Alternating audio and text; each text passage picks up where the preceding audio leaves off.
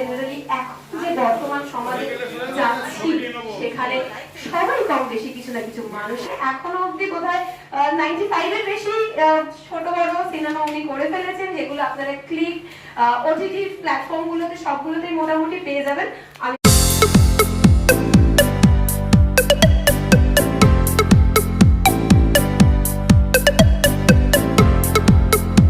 ছবিটার অ্যাক্টর এবং প্রডিউসার এবং মানে ছবিটা যখন গল্পটা উনি আমাকে কনসেপ্টটা শুনিয়েছিলেন, তো এটা একদম ইউনিক আমার মনে হয়েছিল। এবং যখন এটা একটা চ্যালেঞ্জিং ছিল তখনই, যখন এটা ইংরেজি ভাষায় আমাদের করতে হবে, কিন্তু আলটিমেটলি এক্সিকিউট করার পর ছবিটা ফাইনালি আমরা করলাম এবং তারপরে মনে হলো একটা স্যাটিসফ্যাক্টরি জায়গায় ছবিটা গেছে। ছবিটা ঠিক আছে পায়ে বলছে, তারপরে আমার আলাপ হলো নেক্সট।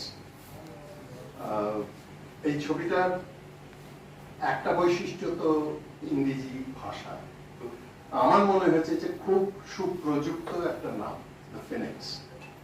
শেষ পর্যন্ত দেখা যায় যে সব মনে হয় যেন শঙ্করবাবুর সেই কথা যায় বেঁধে বেঁধে থাকি, এটাই সব থেকে বড়।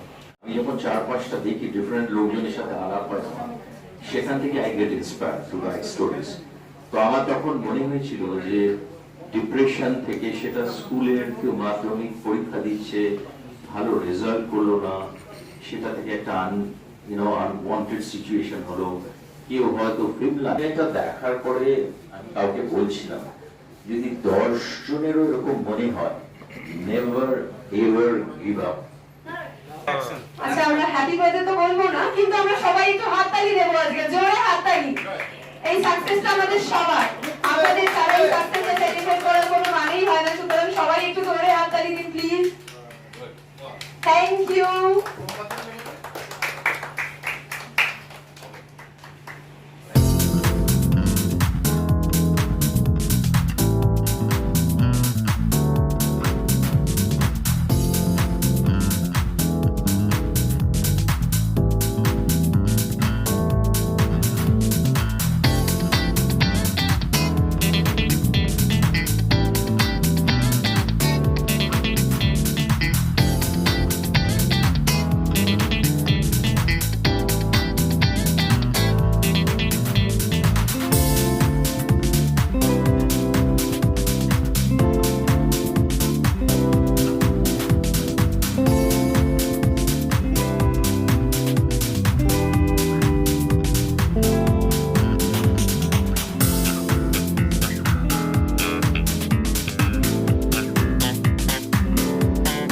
ছবিটার অ্যাকচুয়ালি প্ল্যানিং কনসেপ্টটা তো জয়দীপ চক্রবর্তী, যিনি আমাদের প্রডিউসার এবং উনি অ্যাক্টারও এই ছবিটার জন্য।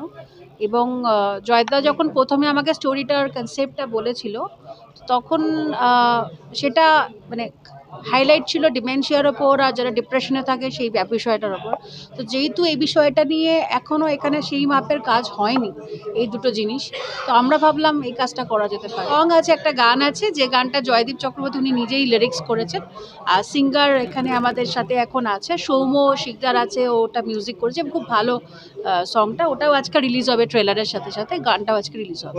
ডেফিনেটলি এরকম ধরনের গল্প যেহেতু হয় না, একটু আলাদা ধরনের, এবং আমার একটা সোশ্যাল মেসেজ আমরা দিচ্ছি ছবিটার মাধ্যমে, দুটো বিষয় হাইলাইট করে, ডিমেনশিয়া, ডিপ্রেশন। চৌধুরী, আমি ডাইরেক্টর। স্পেশাল বিকজ আজকে হচ্ছে ট্রেলার লঞ্চ আর মিউজিক লঞ্চ ফিনিক্সে। তো আমার মনে হয় কি আমি একটা পার্ট হতে পেরেছি।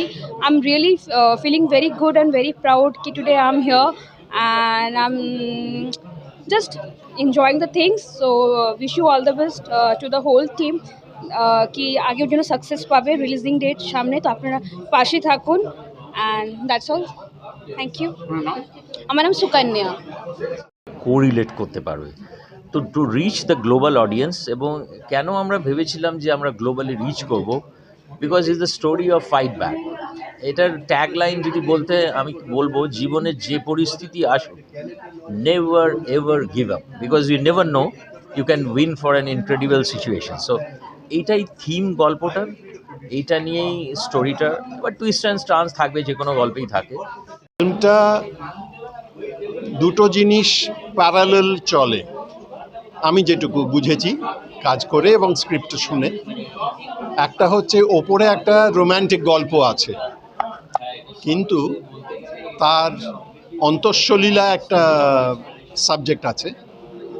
সেই বিষয়টা হচ্ছে মানসিক একটা রোগ, তার নাম আমরা জেনারেলি জানি ডিমেনশিয়া বলে, ডিমেনশিয়া বা অ্যালজাইমার্স যে যেরকম বলে, সেইটা নিয়ে এই ছবিটা। মানসিক রোগ যাই হোক, কিন্তু সেটাকে অবজ্ঞা করা উচিত না। সেটা হচ্ছে যে সেইখানে সেই মানুষটা, বিশেষ করে এই ধরনের অসুখ যেটা ডিমেনশিয়া বা অ্যালজাইমার্স, তারা আরও বেশি নির্ভরশীল হন যারা স্বাভাবিক জীবন যাপন করছেন ইত্যাদি, এবং সেই সহানুভূতিটা, সেই সিম্পথিটা সেই সব মানুষের প্রতি থাকা উচিত।